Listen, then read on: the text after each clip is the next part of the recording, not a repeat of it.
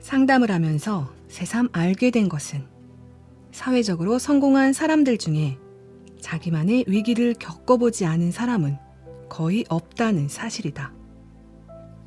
지금은 대단히 편안한 모습으로 주변을 보듬는 사람도 알고 보면 처절한 생의 위기를 지나 지금에 이른 경우가 적지 않다. 지인 중에 그럼에도 불구하고 라는 말을 가장 좋아한다라는 사람이 있다.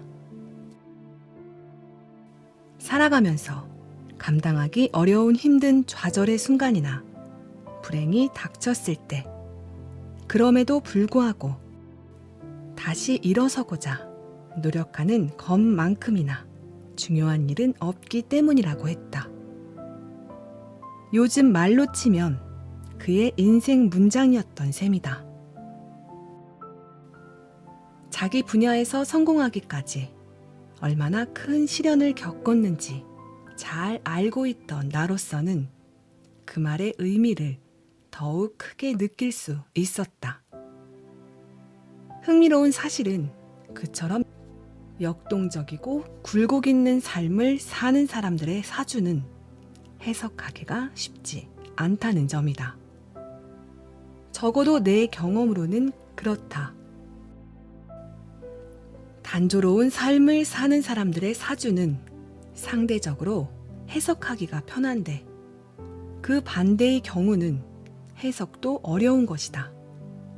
쉬운 예로 얼핏 보면 안 좋은 사주 같지만 궁극적으로 해결 방법을 상징하는 오행이 들어가 있는 경우가 여기에 해당한다. 특히 해결 방법의 오행이 숨어 있는 경우에는 더 찾기가 힘들다. 하지만 그런 사주를 가진 사람일수록 온갖 역경을 헤치고 나아가 결국엔 성공하는 모습을 보인다. 그런 경우를 볼 때마다 역시 사람은 역경을 겪어야만 성장하고 발전할 수 있구나 하는 생각이 저절로 든다. 더불어 내 인생에도 어김없이 찾아오는 크고 작은 위기 앞에서 이렇게 다짐하곤 한다. 기죽지 말고 좌절하지 말자고. 지금은 비싼 수업료를 내고 앞으로 나아가는 법을 배우는 중이라고. 물론 쉬운 일은 아니지만 그럼에도 불구하고 그런 노력을 해야만 견딜 수 있는 것이 또 삶이 아니겠는가 하고 말이다. 위기의 순간에 그대로 무너지지 않고 살아남아 성공하는 사람들을 두고 명리학에서는 병약주사라고 한다. 사주 안에 스스로를 병들게 하는 오행도 있고 그것을 치유하는 오행도 있다는 뜻이다. 일상에서 흔히 말하는 병 주고 약 준다는 말의 명리학적 버전이라고나 할까. 쉬운 예로 아이들이 커가는 과정에서도 병약 이론의 모습을 볼 수 있다. 부모라면 누구나 알 것이다. 아이가 몹시 열이 나고 아파서 병치레를 하고 나면 갑자기 꾀가 늘고 영특한 모습을 보이는 경우를 말이다.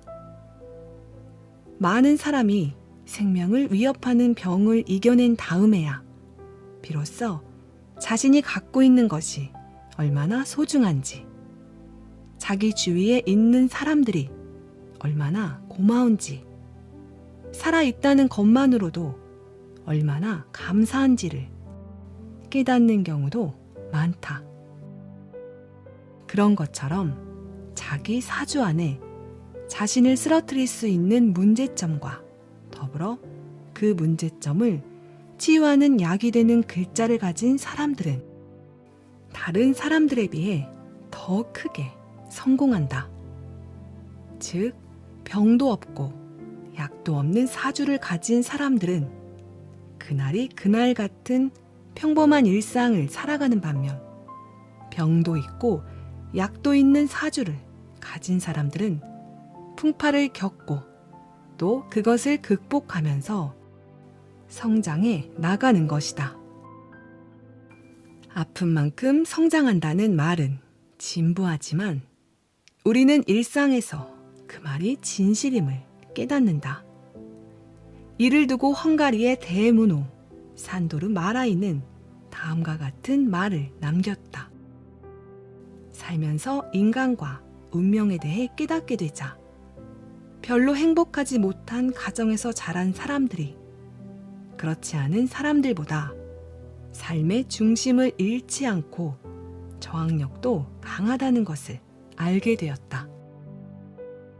언젠가 자책감으로 죽고 싶다는 사람이 나를 찾아왔다. 그동안 자신이 저지른 어리석은 일들을 생각하면 자기 몸을 칼로 찌르고 창문에서 뛰어내리고 싶은 충동을 느낀다고 말했다. 더 이상 삶에 희망도 없고 자기가 삶을 다 망쳐놓은 것 같고 도저히 자기를 용서하지 못하겠다고도 했다. 그렇다고 해서 아르바이트를 하며 단돈 몇천 원, 몇만 원을 벌려고 고생하는 딸을 생각하면 도저히 죽을 수도 없다고 했다. 매일 밤 힘든 일을 끝내고 자신에게 전화하는 딸을 보면 이 아이가 나 죽은 다음에 누구에게 전화할까 싶어 참게 된다는 것이었다. 즉, 하루하루 사는 게 고통이라는 것이 그녀의 하소연이었다. 나는 그녀에게 심리 검사와 상담을 해주면서 동시에 명리학적인 해석도 들려주기로 했다. 다행히 그 애가 그녀에게는 변화의 해였다. 조금만 인내하면 오히려 지금의 위기를 발판 삼아 미래를 향해 도약할 가능성이 높았다. 나는 그녀에게 명리학적으로 조금만 더 참고 기다리면 분명 좋은 날이 올 것이라고 말해주었다. 더불어 지금까지 힘들게 삶의 시련을 겪었으므로 앞으로는 좀 더 깊이 있고 지혜로운 인생을 살 수 있으리라는 말도 들려주었다. 그제야 그녀의 표정이 환하게 살아났다. 이제껏 그 누구에도 그처럼 위안이 되는 말을 들어본 적이 없다며 내가 들려준 말에 희망을 걸고 견뎌 보겠다고 말했다. 실제로 그녀는 상담을 이어가는 몇 달 동안 많은 일이 조금씩 해결될 기미를 보인다며 좋아했다. 그녀에게는 앞서 말한 병이 자기 성격이라면 약은 자식이었다. 흔히 어른들이 자식 보고 견딘다고 말하는 것도 그냥 하는 말이 아닐 것이다. 자기 인생에 주어진 약으로 자기 병을 고쳐 나갈 수 있다면 그 역시 좋은 사주라고 생각한다. 귀하게 되고 잘 살게 된다는 것이 꼭 부귀영화를 누리게 된다는 뜻만은 아니다. 물론 그럴 수 있다면 금상첨화겠지만 태어나서 죽는 날까지 그렇게 평탄하게 살아갈 수 있는 사람은 그리 많지 않다.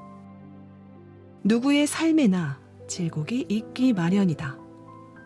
아무리 지상 낙원이라고 하는 곳에서도 때로는 비바람이 치고 해일이 일어나는 것처럼 그러므로 내가 말하는 잘 산다는 것은 인간으로서의 존엄성을 지킬 수 있는 삶을 뜻한다. 그 과정에서 외부의 비바람은 피했으면 좋겠지만 그 또한 내 마음대로 되는 것은 아니다. 이 순간 내가 먹고 마실 수 있음에 감사하는 것 이상으로 우리가 할 수 있는 것이 무엇이랴. 하지만 그러한 깨달음은 내게 지워진 몫만큼의 위기와 시련을 겪기 전까지는 결코 얻을 수 없다. 그리고 그것을 경험하고 깨닫고 나면 세상이 변하는 것이 아니라 내가 변화하기 시작한다. 상담을 하고 나서 자기 문제를 깨닫고 마음의 평화를 찾은 사람들이 공통적으로 하는 말이 있다. 세상은 그대로인데 내가 달라지니 세상이 달리 보이더라. 그리고 그렇게 살아가는 내가 정말 대견스럽다. 나는 그렇게 되기까지 정신의학이 누군가의 마음에 일어나는 치열한 갈등을 풀어나가는 과정을 담당한다면 명리학은 담담하게 위로와 희망을 전해주는 역할을 한다고 생각한다. 상담 끝에 지금까지 살아온 날들보다 지금부터 살아갈 날이 더 좋다는 명리학적 분석에 근거한 그 한 문장으로 힘을 얻는다는 사람을 정말 많이 만난다. 그리고 그러한 위로는 내가 명리학을 공부하지 않았더라면 결코 그들에게 줄 수 없었을 것이다.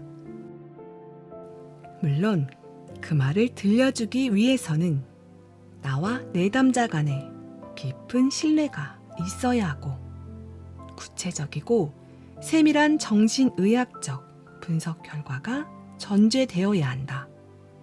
그런 의미에서 나는 다시금 두 학문의 만남이 우리 모두에게 꼭 필요하다고 생각한다.